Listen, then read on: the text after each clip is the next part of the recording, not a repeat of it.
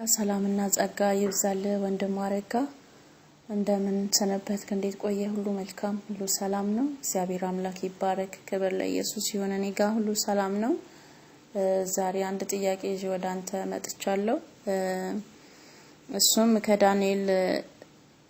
ዳንኤል ምዕራፍ 4 ላይ ንጉሱ ከነቡከደነጾር በመድር ሁሉ ወደሚንቀጠቀጡ ወገኖችና አህዛብ በልዩ ልዩ ቋንቋ ወደሚናገሩ ሁሉ ሰላም ይብዛላችሁ የሚል ደብዳቤ እንደጻፈ እዚህ ጋር ይናገራል እና በልዩ ልዩ ቋንቋ ወደሚናገሩ በመድር ላይም ወደ ተቀመጡ ወደ ወገኖችና ወደ አህዛብ ይላል ነቡከደነጾር እንደዚህ ብሎ እንዲጽፍስ ያነሳሳው ምንድነው እሱ ሲጀመር ከአህዛብ ነው እንጂ ከወገኖች የሚለው ቃል ክርስቲያኖች ወይም ደግሞ በክርስቶስ ኢየሱስ የተመረጡ በክርስቶስ ኢየሱስ የዳኑ አሁን በእኛ ዘመን ቋንቋ እንደምንለው ማለት ነው እግዚአብሔርን የሚያውቅ እግዚአብሔርን የሚከተል ሰው ማለት ነው ንጉሱ ነቡከደነጾር ግን ከዛ የሚመደብ አይደለም እንግዲህ ሲድራቅ ሚሳቅ አብደናጎምን ወደ ቶኑ እሳት የጣለ ነው እንዲሁም ለራሱ ምስል አቁሞ ሰውን ሁሉ ለምስሉ እንዲሰግዱ ያደረገ ነው አሁን እዚህ ጋር ደግሞ እንግዲህ ምዕራፍ 4 ላይ አሁን እንዳየነው ማለት ነው በልዩ ልዩ ቋንቋ ወደሚናገሩ በመድር ላይ ወደ ተቀመጡ ወደ ወገኖችና ወደ አህዛብ ሰላም ለእናንተ ይሁን ብሎ ሲናገር ነው እዚህ ጋር የምንመለከተው እና ይሄንን ያለው ከምን የተነሳ ነው ንጉሱ ነቡከደነጾር እሱ ከወገኖች ይመደባል ወይ ወገኖች የምንለው ቃል በክርስቶስ ኢየሱስ ከዳኑት እንደዳኑት ወገኖች የምንለው ቋንቋ ከሆነ እሱ ከዛም ይመደብ ነው ወይ ከዛስ የሚመደብ ከሆነ ለምን ለራሱስ ምስል አቁሞ እንዲሰግዱ ስለምን አደረገ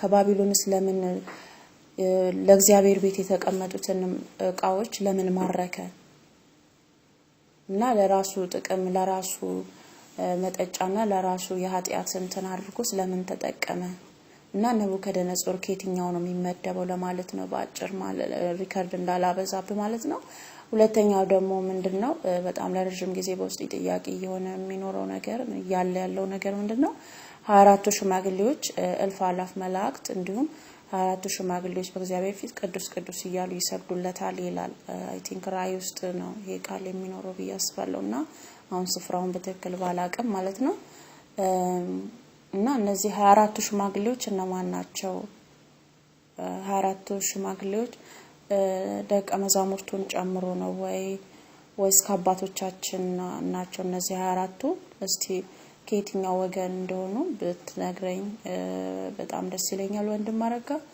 እግዚአብሔር ዘመንን ይባርከው በኢየሱስ ስም ተባረክ ጌታ ኢየሱስ ጸጋውን ያብዛልህ ተባረክ በብዙ ሰላም እንደገና ይሄ ክፍል 2 ነው መጽሐፈ ዳንኤል ያጠናነን ያለን እግዚአብሔር ስሙ የተባረከ ይሁን በርግጥ ወደ የዛም ስናይ ነው የቆየን እንግዲህ ወደ ዋናው ንግባና እንይ መጽሐፈ ዳንኤል ምን ይላል ዳንኤል ምዕራፍ 1 ይሁዳ ንጉስ ኢዮአቄም በነገሰ በ3ኛው ዓመት የባቢሎን ንጉስ ናቡከደነጾር ወደ ኢየሩሳሌም ወጥቶ ከበባት ጌታም ይሁዳን ንጉስ ኢዮአቄምን ከእግዚአብሔር ቤት ዕቃ ከፍሎ በእጁ አሳልፎ ሰጠው እርሱም ወደ ሰናኦር ምድር ወደ አምላኩ ቤት ወሰደው ዕቃውንም ወደ አምላኩ ግምጃ ቤት አስገባው ንጉሱም ነውር የሌለባቸውንና መልካሞችን በጥበብ ሁሉ የሚያስተውሉት ዕውቀት የሞላባቸውን ብልሃተኞችና አስተዋዮች የሆኑትን በንጉሱ ቤት መቆም የሚችሉትን ብልሃተኞች ከእስራኤል ልጆች ከነገስታቱና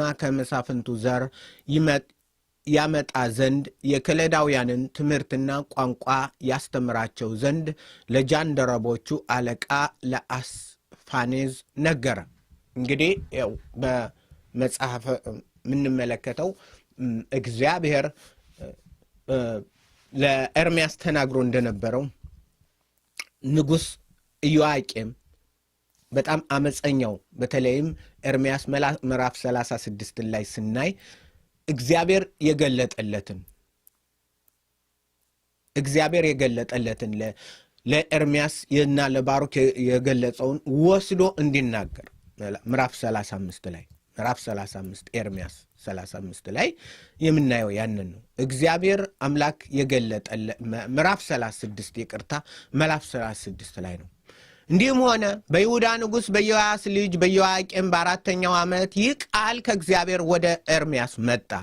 አንድ የመጽሐፍ ክርታስ ውሰድ፣ ለአንተም በተናገርኩበት ቀን በዮስያስ ዘመን ጀምሮ እስከ ዛሬ ድረስ በእስራኤልና በይሁዳ ላይ በሕዝቡም ሁሉ ላይ የተናገርኩትን ቃል ሁሉ ጻፍበት። ምናልባት የይሁዳ ቤት እኔ አደርግባችኋለሁ ያልኩትንና ያሰብኩትን ክፉ ነገር ሁሉ ይሰሙ ይሆናል። ክፋታቸው ከክፉ መንገዳቸውም ይመለሱ ዘንድ እኔ በደላቸውና ኃጢአታቸውን ይቅር እል ዘንድ። ኤርምያስም የኔርያን ልጅ ባሮክን ጠራ። ባሮክም እግዚአብሔር ለእርሱ የተናገረውን ቃል ሁሉ ከእግዚአብሔር አፍ በመጽሐፉ ክርታስ ጻፈ። ከኤርምያስ አፍ በመጽሐፉ ክርታስ ጻፈ። እንግዲህ እግዚአብሔር ለኤርምያስ ይናገረዋል። ኤርምያስ ደግሞ ለባሩክ፣ ባሩክ ደግሞ ክርታሱ ላይ ይጽፋል። ኤርምያስም ባሩክን እንዲህ ሲል አዘዘው፣ እኔ ታዝዣለሁ፣ ወደ እግዚአብሔር ቤት እገባ ዘንድ አልችልም። እግዚአብሔር አትግባ አለው ወደ እግዚአብሔር ቤት። ለምን? እግዚአብሔር ምክንያት ስላለው ነው። አንተ ግን ሂድ፣ ከአፌም የጻፍካቸውን የእግዚአብሔርን ቃል በጾም ቀን በእግዚአብሔር ቤት በሕዝቡ ጆሮ በክርታሱ አንብብ። ደግሞም በከተሞቻቸው በሚመጡ በይሁዳ ሰዎች ሁሉ ጆሮ አንብበው። ያው ምን አይነት ሕዝብ ነው? ጦመኛ ነው። ቤት ጾም ጾም ጾም ጾም ጾም ይጾማል። ነገር ግን ምንድን ነው የሚሉት? እናንተ ከክፉ መንገዳችሁ ተመለሱ ይላችኋል የሰራዊት አምላክ እግዚአብሔር ነው። ጾመኞች ነን፣ እንጾማለን። ጾመኞች ጾም ይጾማሉ፣ መከራቸውን ነው የሚበሉት። እኛም ጾምን፣ ኢሳይያስ ላይ እኛም ጾምን አልሰማህም አሉን አለ። ኧረ እባክህ እንደዚህ አይነቱን ጾም ነው እንደ በእግዚአብሔር ዘንድ የተወደደ የምትለው? ቆሻሻ ጾም ነው። መጀመሪያ ልብህ ይጹም፣ ውስጥህ ይጹም። እናንተ ውስጣችሁ ክፋትና አመፃ ተሞልታችኋል፣ እነዚህ ግን ይጾማሉ። ንጉሡ ደግሞ ምን አረገው? ኤርምያስ ባጭሩ እግዚአብሔር ተናገረው ለዚህ ሃይማኖተኛ ሕዝብ። በዚህ ሃይማኖተኛ ሕዝብ እንዲያውም ትንሽ ላነበውና ልጨርስ። ኤርምያስም ሲል አዘዘው። እግዚአብሔርም በዚህ ሕዝብ ላይ የተናገረውን ቁጣ መዓቱን ታላቁ ነውና ምናልባት በጸሎቶቻቸው በእግዚአብሔር ፊት ትወድቅ ይሆናል፣ ሁሉም ከክፉ መንገዳቸው ይመለሱ ይሆናል። የኔርያም ልጅ ባሮክ ኤርምያስ ያዘዘውን ሁሉ አደረገ። በእስራኤልም ፊት የእግዚአብሔርን ቃል በመጽሐፉ አነበበላቸው።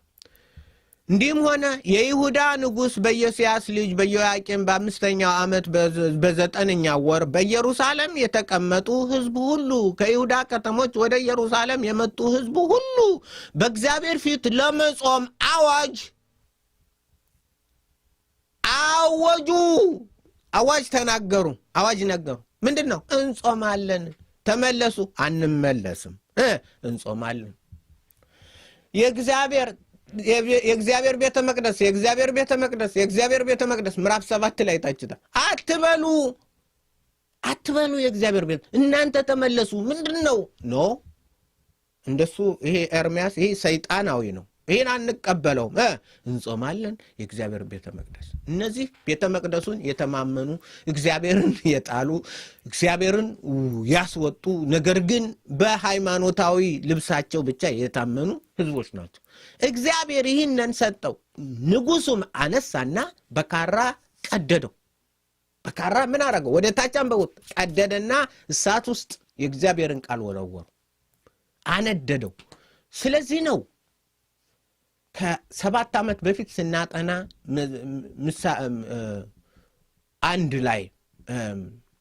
ማቴዎስ 1 ላይ እግዚአብሔር የማንን ትውልድ ቆርጦ ጣለው? የኢዮአቄምን ትውልድ። ከኢዮስያስ አልፎ ሌላ እንትን አለ እንጂ ኢዮአቄምን ቆርጦ ጣለው። 42 የሚሆነው 41 ሆነ። 42 ነው ግን እዛ ሰው ሲቆጥረው 41 ያው ሙስሊሙ ይቆጥረዋል፣ ካህዲው ይቆጥረዋል። ኧረ ያው ስተት አገኘነ መጽሐፍ ቅዱስ ውስጥ ስተት አገኘነ።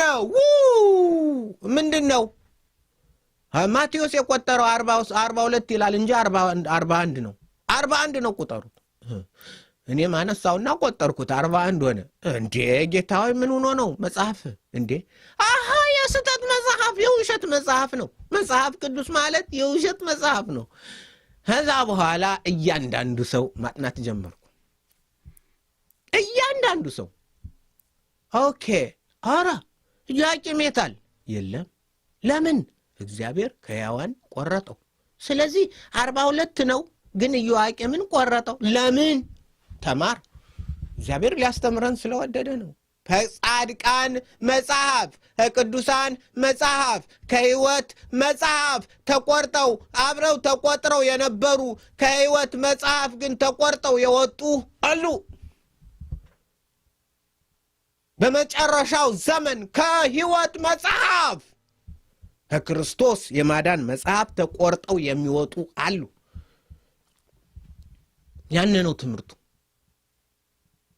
ሰው ተሳስቷል። ኧረ ተሳስቶ ነው? አልተሳሳተም። እግዚአብሔር አዋቂ ነው። የተቆረጠውን ትውልድ አገኝ ነው። ፈትሽ። ለዚህ ነው መጽሐፉን ቀን ማታ ስትተኛ ስትነሳ ስትሄድ በለው አንብበው የተባለው። እንዲያው ማነብነብ አይደለም። ዳዊት መድገም እንደዛ አይደለም። አባቶቻችን እዛ አይደል እንደምንሰማው ኖ፣ እያንዳንዷ ቃል ትርጉም አላት። ስሟ ትርጉም አላት። ሁሏ ትርጉም አላት። ሁሏ ነገር የእግዚአብሔር ቃል የከበረች ናት። እያንዳንዷ ቁጥሯ ትርጉም አላት። እያንዳንዱ ቁጥር ትርጉም አለው። እያንዳንዱ ስም ትርጉም አለው። በሱ ዘመን ምድር ተከፍላለችና ልጁን ፋሌቅ ብሎ ጠራው።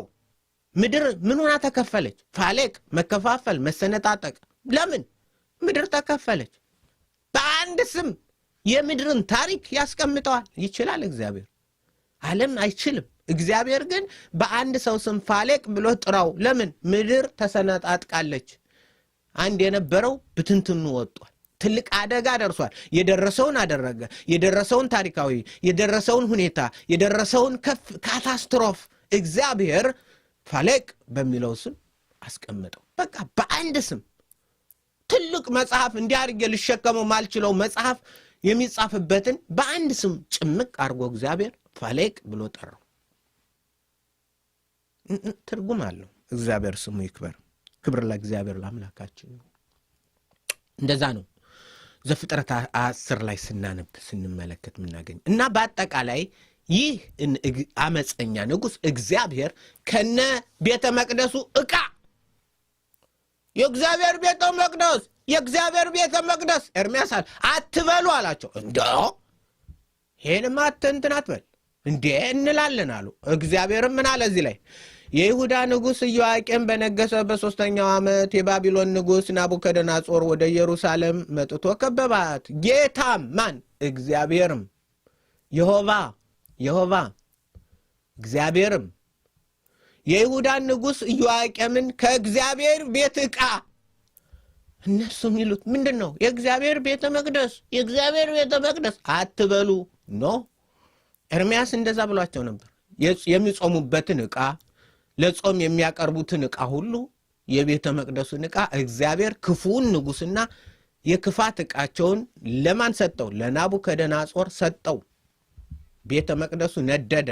ሰዎች ካህናት እዛ ላይ ተሰዉ። ይህን ከፈለጋችሁ ምን ላይ ታነቡታላችሁ? ሰቆቃው ኤርምያስ። ብዙ ሰው አያነበውም። ለምን? እንደዛ አይነት ነገር አይወድም። ይሳካልሃል እንትን የሚለውን ነው የሚወደው። ግን ያ ሁሉ ያስተምረናል። ለሕይወታችን ለመንገድ ይሆነን ዘንድ ለእኛ ይሆን ዘንድ እግዚአብሔር ያስተምረናል። ስለዚህ እግዚአብሔር የሠራዊት ጌታ አሳልፎ ሰጠው። ምን ሚሉትን? የእግዚአብሔር ቤተ መቅደስ፣ የእግዚአብሔር ሻሎም ሻሎም ሻሎም ሻሎም። እነሱ ሻሎም ነው የሚሉት። ሻሎም አይሁድ አሁን እኮ ያለነው ነው። አሁን እኛ ያለናትን ነው። በቃ አዲስ ነገር የለም።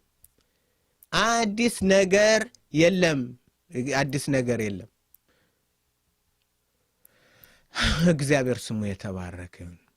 ይኸው 4 7:4 ኤርምያስ 7:4 የእግዚአብሔር ቤተ መቅደስ የእግዚአብሔር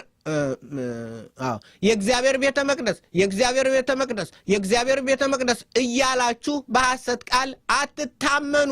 መንገዳችሁና ሥራችሁን ፈጽማችሁ ብታሳምሩ በሰውና በጎረቤቱ መካከል ቅን ፍርድ ብትፈርዱ በመንገዴ ብትሄዱ እያለ የሠራዊት ጌታ ይህን ይላችኋል። ነው ምንድን ነው የእግዚአብሔር ቤተ መቅደስ ነው? እኛ የምንከተለው የእግዚአብሔር ቤተ መቅደስ አዋጅ አዋጅ ጾም ጸሎት ወደ እግዚአብሔር ቤተ መቅደስ ኑ እንሰብሰብ፣ በዛም ደግሞ እንጾማለን። ጾም ነው። ምን አይነት ጾም ነው? በጡጫ እየተማቱ በግፍ ጡጫ ሌላውን በቦክስ በዘመናችን ቦክሰኞች ናቸው። እግዚአብሔር ኢሳይያስ ላይ ስናየው ምን አይነት ነው? በቦክስ ነው የሚማቱት። ተሰብስበው እኮ ነው አዋጅ አውጀው ቦክሰኞች ናቸው። በግፍ ጡጫ እየተማታችሁ ይላቸዋል እግዚአብሔር። ሌላውን በቦክስ ዘረራው እየጣሉ ትንሹንና አቅመ ደካማውን እንትን እያሉ ስቃይና መከራ በበደልና በግፍ በአመፃ በቅሚያ በዝርፊያ ተሞልተው የእግዚአብሔር ቤተ መቅደስ ክብር ለእግዚአብሔር ይሁን፣ ክብር ለእግዚአብሔር ይሁን ይላሉ። እንደ ዘመኑ ክርስቲያኖች እንዳኛ እንዳሁን እግዚአብሔር ምሕረትን ያምጣልን። እግዚአብሔር አሳልፎ ሰጠው። እዚህ ላይ ነው የሚጀምረው። እግዚአብሔር አሳልፎ ሰጠው ለማን? ለናቡከደነጾር። ናቡከደነጾር ምንድነው? ማን ነው? እናያለን። ጌታም የይሁዳን ንጉሥ ኢዮአቄምን ከእግዚአብሔር ቤት ዕቃ ሁሉ ከፍሎ በእጁ አሳልፎ ሰጠው። እርሱም ወደ ሰናዖር ምድር ወደ አምላኩ ቤት ወሰደው። ዕቃውንም ወደ አምላኩ ግምጃ ቤት አስገባው። ወደ አምላኩ ከእግዚአብሔር አምላክ ወደ ማን? ወደ አምላኩ ወደ ናቡከደነጾር አምላክ አብላለሁ። የእግዚአብሔርን ዕቃ ሁሉ ዘርፎ በጣዖት በሰይጣን አምልኮ በዛ ውስጥ አስገባው። ዛሬ እየተደረገ ያለው ነው። በክርስቶስ የሚያምኑ እየተወሰዱ በተለያየ ሃይማኖታዊና ስርዓትና ወግ እየተዋጡ ተውጠው ቀርተዋል። በሌላ አማልክት ውስጥ ገብተው አምላኩ እግዚአብሔር ክብር ለእግዚአብሔር ይሁን። ንጉሱም ነውር የሌለባቸውን መልከ መልካሞችን በጥበብ ሁሉ የሚያስተውሉትን ዕውቀትን የሞላባቸውን ብልሃተኞችና አስተዋዮች የሆኑትን በንጉሱ ቤት መቆም የሚችሉትን ብላቴኖች ከእስራኤል ልጆች ነገስታቱና ከመሳፍንቱ ዘር ያመጣ ዘንድ የከለዳውያኑን ትምህርት ቋንቋ ያስተምራቸው ዘንድ ጃንደረቦቹ አለቃ ለአስፌናዝ ነገረ። ትእዛዝ ተሰጠ ለአስፌናዝ። ንጉሱም 3 ዓመት ያሳድጓቸው ዘንድ ከዛም በኋላ በንጉሱ ፊት ይቆሙ ዘንድ ከንጉሱም መብል ከሚጠጣውም ጠጅ በየዕለቱ ድርጓቸውን አዘዘላቸው። ንጉሱ ምን አለ? ዕቃውን ወርሻለሁ፣ የእግዚአብሔርን ዕቃ በአምላኬ ዕቃ ሞልቼዋለሁ፣ ሁሉ ሆኗል። የእግዚአብሔር ሕዝብ መጥቷል። የኔ ሕዝብ ብቻ ሳይሆን እነዚህም ተምረው ከከለዳውያን ጋር አብረው ከሆነ ጥበቤ ትልቅ ይሆናል። የእስራኤል ጠቢባን ከኔ ጠቢባን ጋር ሲሆኑ ዓለምን ሁሉ ዶሚኔት ነው ማድረገው። እኔ ዓለምን ሁሉ በቁጥጥር ስር ነው ማድረገው። ስለዚህ ለይና አስተምርልኝ አለ። እነዚህ አራቱ ሌሎችም አሉ፣ ግን ዋና ከነዛ መካከል አራቱ ናቸው። አራቱ ዋናዎቹ ናቸው። አራት የሆነበት ምክንያት ምንድነው? እግዚአብሔር ምክንያት ስላለው ነው። አራት እያጠናን ነው ያለ። ዓለምን ይወክላል። ዓለምን ወደ አራቱ ነፋሳት፣ ወደ አራቱ አቅጣጫ፣ ወደ አራቱ ማዕዘናት እያለ መጽሐፍ ቅዱስ የሚናገረው እነዚህ በዓለም ያሉ እውነተኛ ምስክሮቹ የእውነተኛ ወኪሎቹ ናቸው። እግዚአብሔር አራቱ ተመረጡ። ማንና ማን እንመለከታቸዋለን። ንጉሱም 3 ዓመት እንዲበሉ ከራሱ መብል ከራሱ መጠጥ ከራሱ ጠጅ ከራሱ ለአምላኩ ለጣዖቱ ከተሰዋው እንዲበሉ እንዲጠጡ አዘዘ። እየበሉ የንጉሱን ምግብ እየበሉ ንጉሱ ጋር እየበሉ እንዲኖሩ፣ ንጉሱ የሚሰራለት ምግብ ለነሱ እንዲቀር፣ ለነዚህ በቋንቋቸው እንዲማሩ። የከለዳውያን ዕብራዊውን ትተው ቋንቋቸው ምንድነው? ዕብራይስጥ ነው። ከዕብራይስጥ አይደለም አለ። አያስፈልግም። ከለዳውያንን አስተምርልኝ። ቋንቋቸው ይቀየር፣ አምልኮታቸው ይቀየር፣ ሌላ የምታረገው አለ። ስማቸው ይቀየር፣ ሁለመናቸው ይቀየር አለ። ይቀየር፣ ዕቃቸው ይቀየር። ወደ ምን ይሁን? ወደ እኔ አምላክ የኔ ማምለኪያ ዕቃ ይሁን። የኔ ጣዖት የሚመለክበት የባቢሎን አምላክ የሚመለክበት ናቡከደነፆር ኒቦ ከሚለው ቃል ኒቦ ማለት የዋና አምላካቸው የኒቦ ራሱ ናቡከደነፆር ማለት ኒቦ ግዛትህን ይጠብቅልህ። ትርጉሙ ኒቦ ግዛትህን ይጠብቅልህ፣ ኒቦ የንጉስ እንትንህን ክራውንህን መንግስተ እንትንህን ይጠብቅልህ፣ ኒቦ አንተን ይጠብቅህ ማለት ነው። ትርጓሜው ኒቦ ይጠብቅህ፣ አምላክ ነው። ኒቦ የተባለው አምላክ ይጠብቅህ ማለት ነው ትርጓሜው። ስለዚህ ሁሉ ነገር እንዲቀየር ለኒቦ ነው ያ ሁሉ ዕቃ መጥቶ የሞላው ለኒቦ ናቡከደነፆር የሚለው ከዛ የእሱን ስም ወስደው ነው። ኒቦ ጠባቂ ነው፣ ኒቦ ተከላካይ ነው፣ ኒቦ አምላክ ነው ብላ ነው እናቱ ናቡከደነፆር ብላ የጠራችው። ስለዚህ ስም ወጣ። ስማቸው ይቀየር፣ ሁሉ ነገር ይቀየር፣ መብላቸው ይቀየር፣ ቋንቋቸው ይቀየር፣ ምግባቸው ይቀየር፣ ሁሉ ነገር ይቀየር ተባለ። 3 ዓመት እንዲበሉ እንዲጠጡ የንጉሱ ምግብ አብረው እንዲበሉ እንዲጠጡ ታዘዙ። ከነዚህም መካከል ሌሎች አሉ ማለት ነው። መካከል ከይሁዳ ልጆች ዳንኤልና አናንያ ሚሻኤልና አዛሪያ ነበሩ። ከዛ ውስጥም ከአይሁድ ከመጡት ዋናዎቹ እነዚህ ናቸው። ሌሎች አሉ። ለምንድን ነው? እግዚአብሔር አይፈልጋቸውም። እነዛ ስገድ ሲባል ይሰግዳል፣ የንጉሱን ምግብ ይበላል፣ ሁሉን ያረጋል። እኛ ተማርከናል፣ እኛ አይሁዶች ነን ነበርን፣ ግን ንጉሱ ካለን የዓለም ንጉስ እሱ ገዥ እስከሆነ እኛ ምናምን ብለው በሉ። እነዚህ ግን ኖ አሉ። ምንድን ነው? እስኪ እንቀጥላለን። መብል የሚጠጣውንም ጠጅ በየዕለቱ አድርጎ ኦኬ። የጃንደረቦቹም አለቃ ስም አወጣላቸው። ኦኬ። እነዚህም መካከል እንግዲህ ማን ነው? ዳንኤል፣ አናንያ፣ ሚሻኤልና አዛሪያ ነበሩ። የጃንደረቦቹም አለቃ ስም አወጣላቸው። ዳንኤልን ብልጣሶር፣ አናንያንም ሲድራቅ፣ ሚሳቅንም ሚሳቅ፣ ሚሻኤልንም ሚሳቅ፣ አዛሪያንም አብደናጎ ብሎ ጠራቸው። ዳንኤልም በልቡ በንጉሱ መብልና በሚጠጣው ጠጅ እንዳይረክስ በልቡ አሰበ። እንዲህም እንዳይረክስም የጃንደረቦቹን አለቃ ለመነ። እግዚአብሔርም በጃንደረቦቹ አለቃ ፊት ለዳንኤል ሞገስና ምሕረትን ሰጠው። የጃንደረቦቹም አለቃ ዳንኤልን መብሉንና መጠጡን ያዘዘላችሁንም የጌታዬን ንጉሥን እፈራለሁ። በዕድሜ እንደ እናንተ ካሉ ብላቴኖች ይልቅ ፊታችሁ ከስቶ ያየ እንደሆነ ከንጉሱ ዘንድ በራሴ ታስፈረዱብኛላችሁ አለው። ዳንኤልም የጃንደረቦቹ አለቃ በዳንኤልና በአናንያ በሚሻኤልና በአዛርያ ላይ የሾመውን ሜልዶርን እኛን ባሪያዎችን 10 ቀን ያህል ትፈትነን ዘንድ እንለምንሃለሁ። የምንበላውን ጥራጥሬ የምንጠጣውንም ውሃ ስጡን። ከዛም በኋላ የእኛን ፈተና ፊትና ከንጉሱ መብል የሚበሉትና የብላቴኖችን ፊት ተመልከት። እንዳየኸውም ሁሉ ከባሪያዎች ጋር የወደድከውን አድርግ አለ። ይህም ነገራቸውን ሰምቶ 10 ቀን ፈተናቸው። ከ10 ቀንም በኋላ ከንጉሱ መብል ከሚበሉ ብላቴኖች ሁሉ ይልቅ ፊታቸው አምሮ ስጋቸውም ወፍሮ ታየ። ምግቡንም ሚልዶር አወጣ። ሜልዳርም ምግቡን አስቀረላቸው። የንጉሱን ምግብ እንዳይበሉ ቆሎ እየቆላ ምግብ እያዘጋጀ ሰጣቸው። ለምን? አንፈልግም፣ ለጣዖት የተሰዋ አንበላም አሉ። አንበላም እንዴ? የነገሳና ባሪያ ሆናችሁ እስረኛ ሆናችሁ የሆነ ይሁን በሁኔታዎች ላይ ሁሉ አምላካችን ታላቅ ነው አናረግም አሉ። እነዚህን ስማቸውን ግን ቀየረው። ምን ማለት ነው? ስማቸውን ትርጉም እንመለከታለን። እግዚአብሔር ስሙ የተባረከ ይሁን። ስማቸው ለምንድን ነው? ምንድን ነው የሚለው? ለምንስ ቀየረው? ምንድን ማለት ነው የስማቸው ትርጉም? እሱን አሁን እናያለን።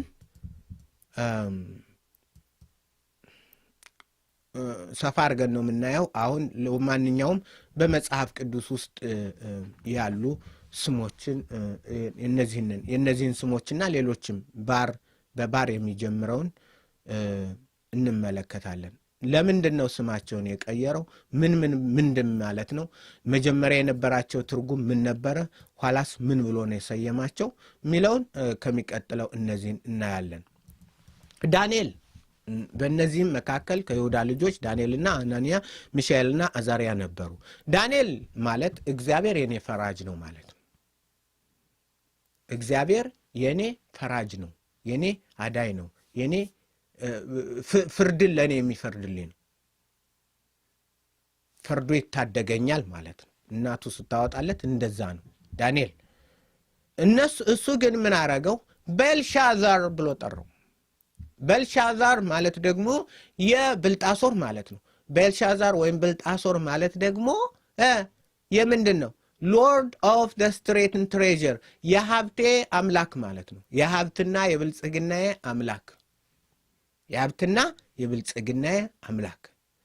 ኔቦ እንግዲህ በባቢሎን ብዙ አማልክት አሉ። ኔቦ የሚጠብቅ ክራውንን እንትንን መንግስትን የሚጠብቅ ግዛትን የሚጠብቅ ጠባቂ ነው። አንተን የሚጠብቅህ ልክ የሚጠብቀን አምላክ እንደምንለው ያነኛው አንዱ የጥበቃ አምላክ ነው። ኔቦ ተብሎ የሚጠራው አበድ ኔጎ ብሎ ይጠራዋል። ኔቦ ማለት ነው የኔቦ ባሪያ ማለት ነው። አበድ ኔጎ ማለት ምን ማለት ነው? የአብደናጎ የኔጎ ባሪያ፣ የኔቦ ባሪያ። ያ ናቡከደነጾር ጣዖት አምላኪ ባሪያ ማለት ነው። ባሪያ ማለት ነው። ዳንኤልን ብልጣሶር ብሎ ሲጠይመው ቤልሻዛር ሎርድ ኦፍ ስትሬትን ትሬዥር፣ የትሬዥር ወይም ደግሞ የሀብት የበረከት አምላክ። ከምን ከእስራኤላዊ ስሙን የእግዚአብሔር ኤል የሚለውን ስም የእግዚአብሔርን ስም አውጥቶ ጥሎ ራሱን የምድራዊ ትሬዥር፣ ምድራዊ ሀብት፣ ምድራዊ ነገር በዛ እንዲጠራ አደረገው። ዳንኤልን በዛ እንዲጠራ አደረገው። ሁለተኛ ሐናንያ ማለት the favor of ጀሆቫ፣ ያህዌ ማለት ነው። የሆቫ ፌቨር ያረገበት፣ የሆቫ ምረት ያለበት። ሐና ማለት ምንድን ነው? ሐና ግሬስ ማለት ነው። ጸጋ፣ የእግዚአብሔር ጸጋ። ማጻኸን በአይኔ በነዋህ ማጻኸን በአይኔ አዶናይ ሄን ሐና የሚለው እዛ ነው። ኖህም በእግዚአብሔር ፊት ጸጋን አገኘ። ሐና ማለት ነው። ሐናን አገኘ፣ ጸጋን አገኘ። ማን? ኖህ በእግዚአብሔር ፊት ጸጋ፣ የእግዚአብሔር ጸጋ፣ የእግዚአብሔር ጥበቃ፣ የእግዚአብሔር ምሕረት፣ የእግዚአብሔር ቸርነት፣ የእግዚአብሔር ጸጋ፣ በነጻ የተሰጠ ጸጋ፣ የእግዚአብሔር ጸጋ ማለት ነው። ሐናንያ ማለት የያህዌ ጸጋ፣ ያህዌ በጸጋው የተገናኘው፣ የያህዌ ጸጋ የዘነበለት፣ የወረደለት፣ የመጣለት። ሐናንያን ማን ብሎ ጠራው? ሻድራቅ ብሎ ጠራው። ሮያል ኦር ዘ ግሬት ስክራይብ ሪጆይሲንግ ኢን ዘ ዌይ። ቴንደር ቢስት ምንድን ማለት ነው? ቴንደር ቢስት ምን ለማዳ ወይም ለማዳ እንስሳ፣ አውሬ፣ መልካም አውሬ ማለት ነው። ዲክሪ ኦፍ ዘ ሙን ጋድ። ሌላው ትርጉም ደግሞ ምንድን ነው? የትርጉም የተለያየ ትርጉም አለው። የእንትኖች ስም የባቢሎናውያን ብዙ ትርጉም ያለው 2 3 4 ትርጉም ነው። ያውን ሌላው ምንድን ነው? የጨረቃው አምላክ ሕግ ማለት ነው። አዋጅ ምን ማለት ነው? ሻድራቅ ማለት የጨረቃ አምላክ ትእዛዝ ማለት ነው። የጨረቃው ሙንጋድ የጨረቃው አምላክ ትእዛዝ፣ የጨረቃ አምላክ ትእዛዝ ወይም ደግሞ ምን አይነት እንስሳ? ክፉ ያልሆነ እንስሳ፣ የዱር አውሬ ወይም ደግሞ በመንገዱ ሁሉ የሚደሰት፣ በየመንገዱ የሚደሰት፣ በሚሄድበት ሁሉ ዝም ብሎ የሚደሰት፣ በጎዳናው ሁሉ በሚሄደው ሁሉ on his way rejoicing። እና እነዚህ የተለያዩ ትርጉም ሰጥቶታል። ምንድነው የወሰደው? የእግዚአብሔር ጸጋ፣ የእግዚአብሔር ማዳን፣ የእግዚአብሔር ምሕረት የሚለውን አውጥቶ ወርውሮ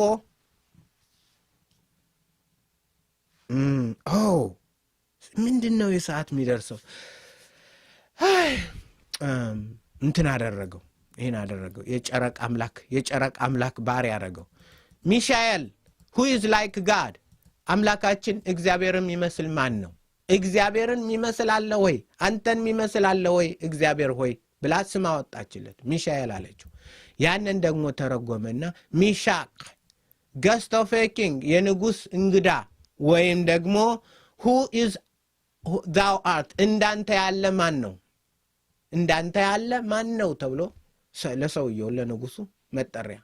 የንጉሱ እንግዳ ነው። እንዳንተ ያለ ማን ነው? እግዚአብሔርን አውጥቶ ሰውን አስገባበት በሚሻኤል። አዛሪያ ኢዝራ ማለት የእግዚአብሔር እርዳታ፣ አዛሪያ እግዚአብሔር የሚረዳው ማለት ነው። እግዚአብሔር የረዳው፣ እግዚአብሔር የሚረዳው ሰው ማለት ነው። ያንንን ደግሞ ቀይሮ ምን አረገው? አበድነጎ የነጎ ባሪያ፣ የኒቦ ባሪያ፣ የናቡከደነጾር የአምላኩ ባሪያ ብሎ ስማቸውን ቀየረው። ደቂቃው አለቀ። ይቅርታ፣ ብዙ እንቀጥል ነበር። እንግዲህ ጌታ ቢፈቅድ በሚቀጥለው ፕሮግራማችን እንቀጥላለን። እስከዛ ድረስ የእግዚአብሔር ፍቅር፣ የጌታ የኢየሱስ ክርስቶስ ጸጋ፣ መንፈስ ቅዱስ ኅብረትና አንድነት ከእናንተ ጋር ይሁን።